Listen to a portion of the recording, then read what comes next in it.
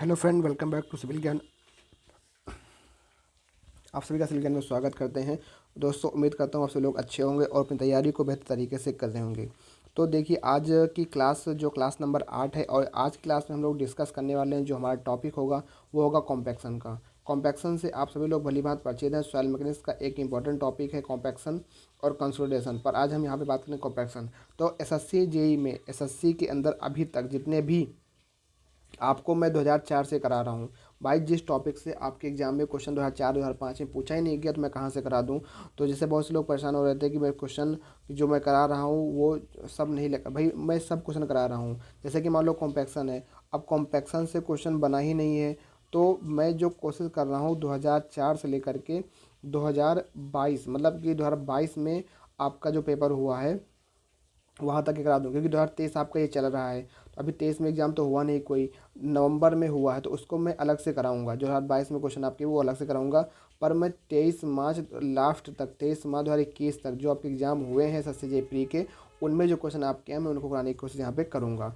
तो आज की क्लास में जो हम लोग डिस्कस करेंगे वो हमारा होगा कॉम्पैक्शन टॉपिक। तो सबसे पहले समझ लेते हैं कॉम्पैक्शन होता क्या है। तो भैया कॉम्पैक्शन आप सभी को पता है कि कॉम्पैक्शन के थ्रू क्या होता है, अगर आपका कोई सॉइल पार्टिकल है और उसके सॉइल के बीच में, इनके बीच में वाइड है, तो उस वाइड में क्या होता है, या तो एयर होता है या तो फिर वाटर होता है। तो जो एयर होती है इनके बीच में जब हम लोग कॉम्पैक्टिंग इफर्ट यहाँ लगाते हैं, तो इनके बीच में जो एयर मौजूद होती है, जो हवा होती है, जो वो बाहर निकल जाती है और पार्टिकल पास पास आ जाते हैं। मतलब उनका जो इंटर क्या कहते हैं, इंटरग्रेनुलर अट्रैक्शन होता है, मतलब कहते हैं अगर इनके बीच में जो वाइड होता है वो निकल जाता है और वो पास पास आ जाते हैं। इनकी स्ट्रेंथ बढ़ जाती है, इनकी बेयरिंग स्ट्रेंथ बढ़ जाती है, इनकी कंप्रेसिबिलिटी बढ़ जाती है, परमेबिलिटी इनकी कम हो जाती है। तो बहुत से इनके जो है कंपैक्शन की वजह से इसके ऊपर सॉइल के ऊपर इफेक्ट पड़ता है।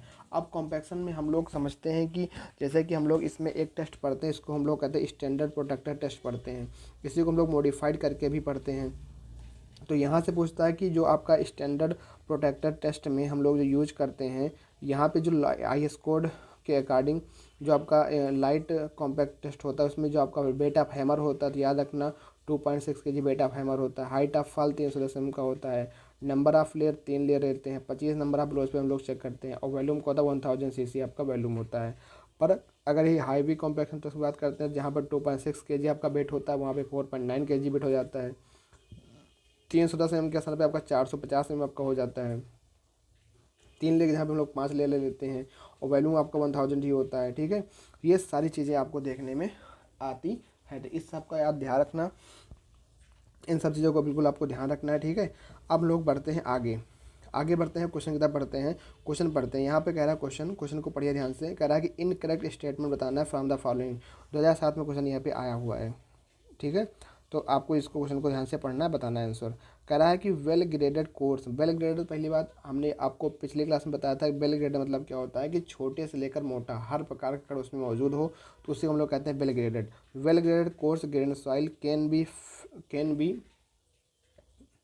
Can be compacted to a very high density as compare to fine graded soil. तो आपकी जो well graded coarse grain soil होती है उनको हम लोग अच्छे से कॉम्पैक्ट कर सकते हैं as compare to fine grain soil के। तो ये बात तो बिल्कुल आपकी सही बात है। हाँ भाई, जो अगर वेल ग्रेड मतलब हो गया, देखो अगर किसी एक ही प्रकार के कण होंगे तो उनको हम लोग कॉम्पैक्ट नहीं कर पाएंगे। पर कह रहा है कि वेल ग्रेडेड होगा, मतलब कि छोटा पार्टिकल बड़ा पार्टिकल छोटा बड़ा सब उसमें मौजूद होगा, तो उनका कॉम्पैक्शन अच्छे से हो पाएगा। तो ये बात सही है। The dry density decrease after attaining optimum moisture content. अब ये जो ऑप्शन बी लिखा है उसको एक ग्राफ से समझते हैं। एक आपने एक ग्राफ देखा होगा, इसमें ये आपका ग्राफ चलता है। यहाँ पे होता है आपका वाटर कंटेंट, यहाँ होता है गामा डी। तो ये कर्व ऐसे जाता है। तो यहाँ पे एक होता है ऑप्टिमम मॉइस्चर कंटेंट। तो ऑप्टिमम मॉइस्चर कंटेंट पे आपका जो गामा डी होता है वो आपका मैक्सिमम होता है। पर ऑप्टिमम मॉइस्चर कंटेंट के बाद जैसे जैसे हम लोग इधर बढ़ते जाते हैं, आपका गामा डी की वैल्यू क्या होती है, डिक्रीज करती चली जाती है। तो वही कह रहा है कि dry density decrease after attaining optimum moisture content, मतलब कि ऑप्टिमम मॉइस्चर कंटेंट पहुँचने के बाद गामा डी डिक्रीज करता है। हाँ भाई, बिल्कुल डिक्रीज करने लगता है। तो ये भी बात बिल्कुल आपकी सही है, बी आपका सही है। तीसरी बात लिखा है बाई कॉम्पैक्टिंग, कॉम्पैक्शन के द्वारा at high and water content we can produce 100% saturation. ये बात गलत है। कभी भी हम लोग प्रैक्टिकली तौर पर ऐसा नहीं कर सकते कि अगर हम लोग क्या करें कि कॉम्पैक्टिंग इफर्ट को लगा करके हम लोग 100% सेचुरेट कर सकें। नहीं, 85 to 95% तक हो सकता है, पर 100% नहीं हो सकता। तो ये बात बिल्कुल गलत हो जाती है और ऑप्शन सी आपका जो होगा इस क्वेश्चन का राइट आंसर होगा। ठीक है, इस बात को आपको समझना है। मतलब कहने का मतलब ये है कि अगर हम लोग कॉम्पैक्टिंग इफर्ट लगा रहे हैं तो हम लोग प्रैक्टिकली तौर पर कभी भी ऐसा नहीं हो पाता कि हम लोग जो उसमें कुछ ना कुछ भाई एयर फंसी रह जाती है, कुछ ना कुछ एयर रहती है, इसीलिए 100% नहीं हो पाता।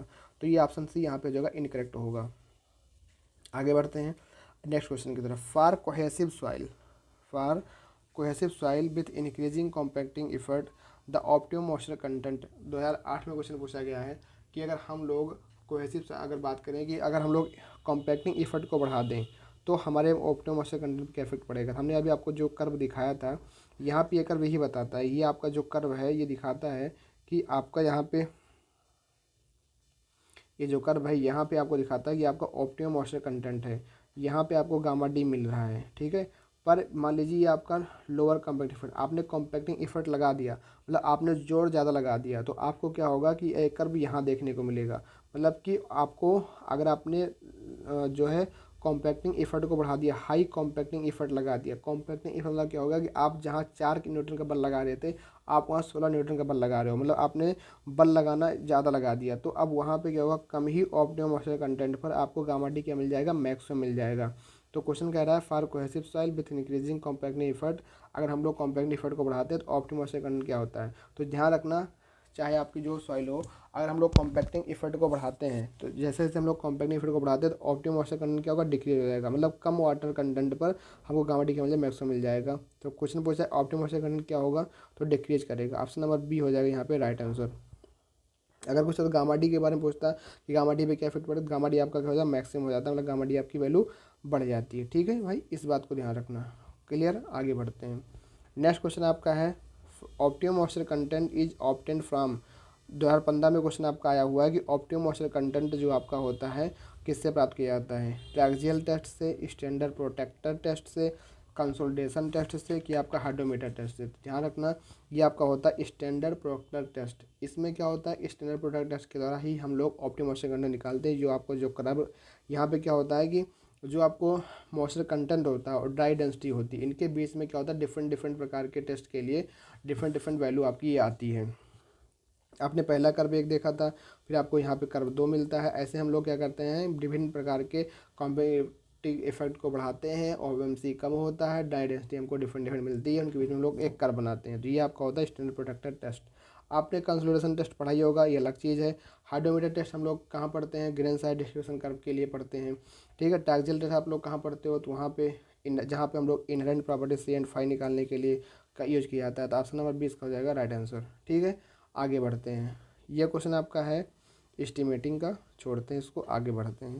Question number 5, the property of soil which permit water to percolate through. देखो कॉम्पैक्शन के चैप्टर से क्वेश्चन अभी कम बना हुआ है, 2021 तक ये हम जो आपको करा रहे हैं वो आपको 23 मार्च 2021 तक के यहाँ पे आपको क्वेश्चन देखने को मिलेंगे। ठीक है, तो यहाँ तक के जो क्वेश्चन है, बाकी 2022 में आपका जो पेपर हुआ था जो उसको मैं बाद में करा दूंगा, अगर वहाँ से कॉम्पैक्शन आया होगा तो वो दिखा दूंगा। ठीक है, एक दिन क्या करूँगा, सॉइल मैकेनिक्स जितने भी क्वेश्चन चारों शिफ्ट में आए हों मैं इसको करा दूंगा। ठीक है, एक ही दिन में। The property of soil which permit water to percolate through is called, मतलब कि अगर आपका कोई सॉइल है इसमें से अगर पानी पर्कुलेट कर रहा है उसको क्या कहेंगे, उसको कहते हैं परमिएबिलिटी। परमिएबिलिटी परमिएबिलिटी उसको हम लोग कहते हैं, इसी को हम लोग हाइड्रोलिक कंडक्टिविटी भी कहते हैं। अच्छा, इसका मात्रक पता है क्या होता है, मीटर पर सेकंड होता है। अच्छा, एक चीज़ ध्यान रखना यहाँ पे, अगर बात करें ग्रेवल की तो सबसे ज़्यादा किसकी परमिएबिलिटी होती है, ग्रेवल की होती है। उसके बाद किसकी होती है, सैंड की होती है। उसके बाद किसकी होती है, सिल्ट की होती है। उसके बाद किसकी होती है, क्ले की होती है। सबसे कम क्ले की होती है, लेस देन 10⁻⁻⁶ होती है।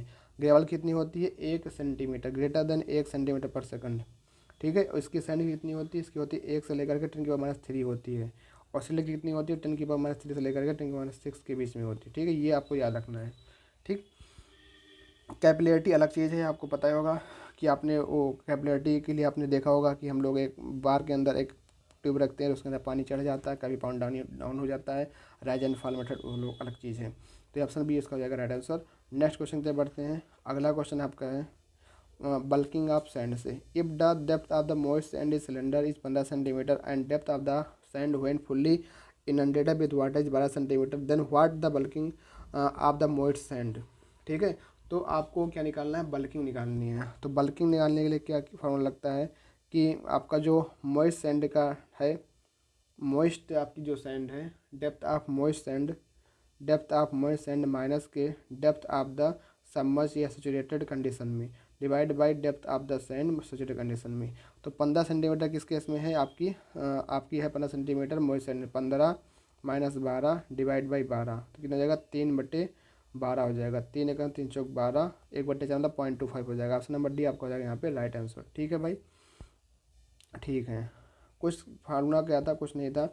मॉइस्ट सैंड माइनस की आपको निकालना था इसका, moist sand depth of the moist sand minus की depth of the saturated sand divide by depth of the saturated sand, ये आपका फार्मूला होता है, इसी से लगा के हो जाता है। देखो बल्किंग ऑफ सैंड की वजह से आपकी जो है 4 से 5% में मैक्सिमम बल्किंग आपकी देखने को मिल जाती है।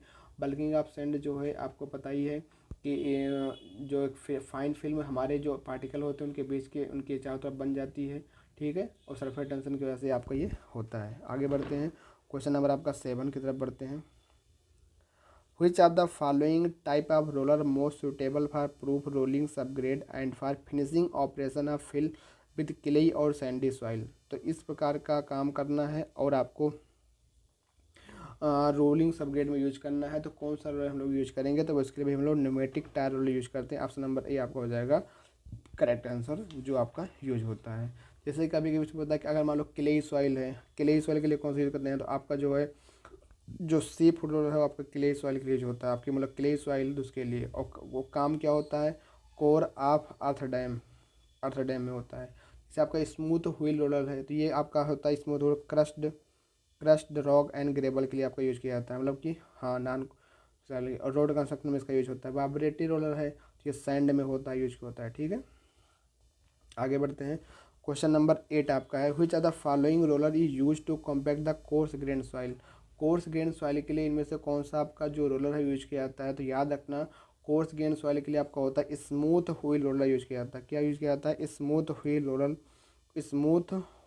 यूज किया जाता है। इसी को हम लोग कहते हैं ड्रम रोलर भी कहते हैं। तो ऑप्शन नंबर ए आपका हो जाएगा राइट आंसर। वाइब्रेटरी रोलर किसके लिए? कोर्स सैंड के लिए होता है। ठीक है, आगे क्वेश्चन है, for standard compaction test done on soil for mass of the hammer and drop of the hammer are. मैंने अभी बात किया था कि स्टैंडर्ड कॉम्पैक्शन टेस्ट में अगर बात करें तो याद रखना 2.6 kg होता है और 310 में आपका ऊंचाई होता है। तो ये तो 4.8 वाला नहीं होगा, ये भी नहीं होगा, ये भी नहीं, एक ही ऑप्शन बचेगा। ऑप्शन नंबर ए आपको हो जाएगा 2.6 kg जो आपका हैमर का वेट होता है, 310 में आपका हाइट ऑफ फॉल होता है।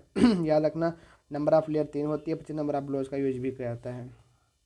नेक्स्ट क्वेश्चन है आपका है, which are the following is not correct about the effect of compaction of soil? Compaction of soil को लेकर के इनमें से कौन सा एक स्टेटमेंट है जो करेक्ट नहीं है? ऑप्शन आपके पास है compaction increase shear and bearing strength of soil. तो कॉम्पैक्शन से आपको पता है शियर एंड बियरिंग स्ट्रेंथ आपकी बढ़ जाती है, बात बिल्कुल सही है। Compaction decrease the tendency for settlement of soil, बिल्कुल सही बात है। Compaction increase the permeability of the soil, compaction increase नहीं करता, कॉम्पैक्शन अगर कर दो तो कॉम्पैक्शन डिक्रीज कर देता है परमिबिलिटी मतलब क्या होगा कि परमिबिलिटी आपको पता है उनके बीच में जो सॉइल पार्टिकल के बीच में जो वाइड होता है उनके बीच से पानी निकल जाता है। पर अगर कॉम्पैक्शन कर दोगे तो वाइड तो ऐसे ही रूम हो जाएगा, पार्टिकल पास पास आ जाएगा, तो परमिबिलिटी डिक्रीज हो जाएगी। तो यही आपका नॉट करेक्ट पूछा है ना, तो नॉट करेक्ट यही आपका सी हो जाएगा, नॉट करेक्ट। बाकी compaction increase the frictional correct, बिल्कुल बात सही है। नेक्स्ट क्वेश्चन है, which type of roller are most effective for the compaction of sand? अगर सैंड के लिए करना है तो कौन सा यूज करेंगे? तो वाइब्रेटरी रोलर यूज करेंगे। सी फूड के लिए, सॉइल के लिए होता है। ठीक है, the degree of compaction of soil is characterise by its. Degree of compaction कैसे जानोगे, डिग्री ऑफ कॉम्पैक्शन कैसे डिफाइन करोगे? तो ड्राई डेंसिटी हम लोग डिफाइन करते हैं, किससे करते हैं? ड्राई डेंसिटी से। ऑप्शन नंबर डी हो जाएगा राइट आंसर। तो कुल 12 से 13 ही क्वेश्चन आपके एग्जाम में अभी तक एसएससी के अंदर कॉम्पैक्शन चैप्टर से पूछे गए हैं, 12 से 13 क्वेश्चन, और लगातार 19 तक। ये लगभग आपका 11 दिसंबर 2020 तक पेपर है। 11 दिसंबर, ये 2019 आपका यहाँ पे लिखा हुआ है ना, पर ये एग्जाम कब हुआ था? 11 दिसंबर 2020 में हुआ था, मतलब 2020 में क्वेश्चन आपका ये आया था। अब आपको 21 वाला दिखाना, आपको 22 वाला दिखा देना है। ठीक, 21 में आया ही नहीं है, और 2022 में आपको दिखा देंगे, जो कि 14 नवंबर 2022 में आपको हुआ था। ठीक है, तो आज की क्लास में हम लोग इतना ही करते हैं। हमारा धीरे धीरे कॉम्पैक्शन भी आज ख़त्म हो गया। कल हम आगे जो करेंगे वो टॉपिक हमारा होगा इफेक्टिव स्ट्रेस और परमेबिलिटी वाला टॉपिक होगा, कैपिलरी इफेक्ट जहाँ हम लोग पढ़ेंगे। तो आप लोग उसको रिवाइज करके आइएगा। आज क्लास में इतना ही करते हैं, मिलते हैं फिर एक नेक्स्ट वीडियो में। तब तक के लिए थैंक यू, जय हिंद, जय भारत।